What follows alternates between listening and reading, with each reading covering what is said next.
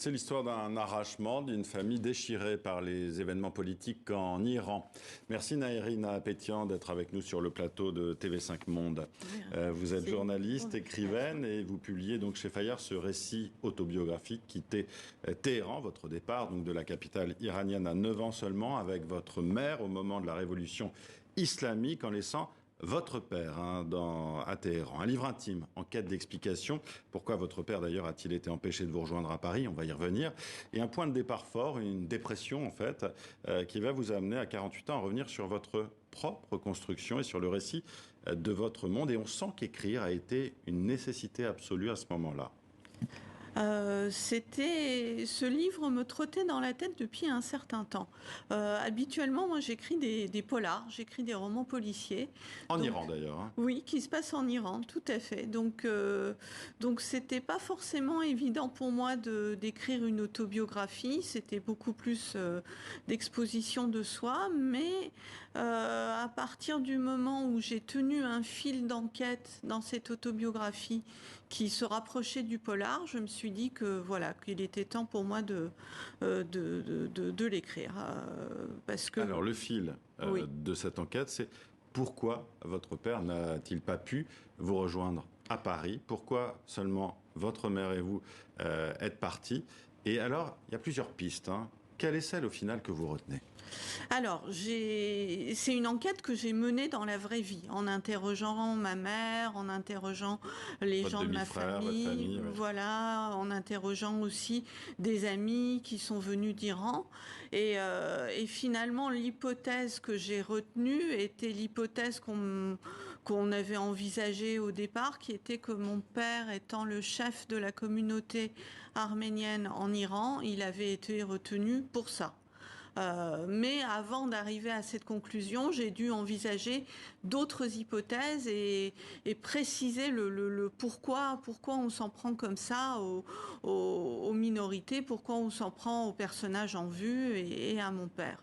Alors vous écrivez que vous avez écrit ce livre en fait pour comprendre pourquoi votre père était resté, et vous dressez en réalité quelque chose de beaucoup plus intime, l'anatomie d'une séparation entre votre père et votre mère aussi. Oui, parce qu'en remontant les souvenirs, j'ai réalisé que voilà, en 1980, on est arrivé à Paris avec ma mère et mon père est venu nous voir une première fois à Paris, mais il n'est pas resté avec nous, il est retourné. Il aurait pu rester avec nous et il est retourné en Iran, et à ce moment-là, le régime l'a mis sur une liste rouge qui l'a empêché de sortir du pays. Donc la question que je me pose, c'est pourquoi il n'est pas resté avec nous? Qu'est-ce qui s'est passé dans leur relation entre mon père et ma mère pour l'empêcher de rester? Votre mère, c'est un personnage très important dans le livre. Oui. Vous la présentez comme une femme très indépendante, qui s'est construite aussi grâce aux études, venant d'un milieu où ça avait été difficile aussi, élevée seulement par sa mère avec ses deux sœurs, et capable donc de quitter sa vie, son pays à 48 ans, avec un rêve de France aussi. Oui. Ça, faut être très clair. Et d'ailleurs, un rêve de France qu'elle vous a aussi insufflé. Alors, on venait très régulièrement à Paris avec ma mère. De l'été, on venait très souvent à Paris. Et puis, ma mère avait aussi vécu dans sa jeunesse à Paris. Et elle avait, je pense qu'elle avait le désir que sa fille devienne une vraie petite Française, que c'était un de ses rêves. Ce qui est intéressant aussi de voir, c'est qu'en partant de Téhéran, appartenant à cette communauté arménienne, vous allez perdre une part de cette identité arménienne, justement, parce que c'est votre père qui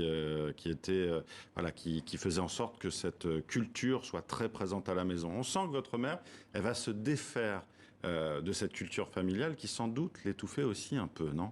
Peut-être. C'est vrai que c'était une femme très indépendante. Après, la révolution n'a pas été facile pour elle et le régime islamique lui était insupportable. Et c'est déjà arrivé, j'ai des souvenirs où elle affrontait comme ça dans la rue les gardiens de la révolution, très courageusement, mais un peu inconsciemment aussi. Et justement, ça amène à cette question beaucoup plus d'actualité, et vous en parlez dans le livre avec la mort de Mahsa Amini et la révolte, la révolution de ces femmes qui se dévoilent, qui se coupent les cheveux, et vous faites un parallèle justement entre ce que votre mère était et ce que font ces femmes aujourd'hui. Oui, c'est le même courage.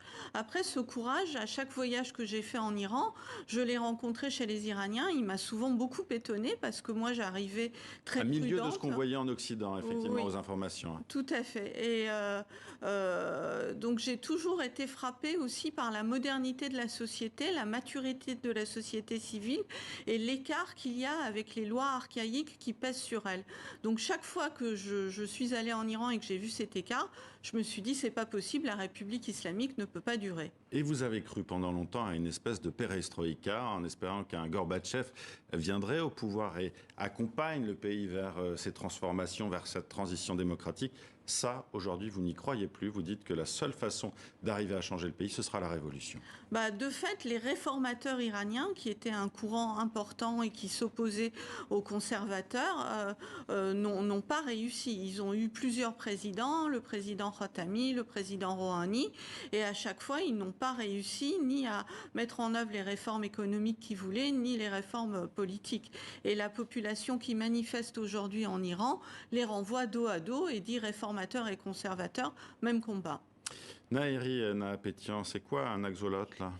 Si je le prononce bien. Un axolote, oui, c'est un animal qu'on voit au Jardin des Plantes sur lequel a écrit Cortázar et c'est un animal aquatique qui a comme ça le pouvoir de se régénérer. Et Cortázar se compare à un axolote et j'ai fini mon livre par un dernier chapitre où je me compare moi aussi à un axolote, notamment pour ses capacités de résistance. Oui, parce que c'est pas évident de se construire quand on est iranienne, arménienne, française aussi. Ça fait beaucoup. Merci à vous d'avoir été avec nous, Naheri Nahapetian, sur le plateau de TV5 Monde. Je rappelle donc que votre livre Quitter Téhéran est publié au Récit, aux éditions Bayard.